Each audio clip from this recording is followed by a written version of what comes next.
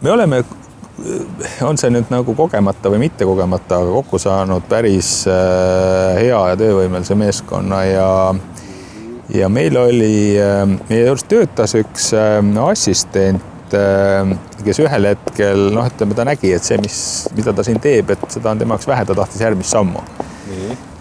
Aga kui ta oli veel meie palgal, siis ühel hetkel nõukogu esimees päris küsis tema käest, et miks sulle meeldib ülemiste sittes töötada? Ja tema vastus oli, et inimestel silmad säravad. See on vahva, jah.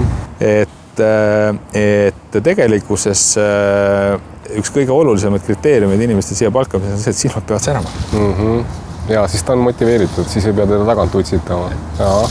Ja kui see silma sära kaob, siis tuleb vaadata, kas on võimalik seda kuidagi nagu taastada või kui seda ei ole võimalik taastada, siis käsu ja protokolliga seda tulemust enam ei saavuta, siis tuleb laiali minna ja leida uus säravates silmadega inimene.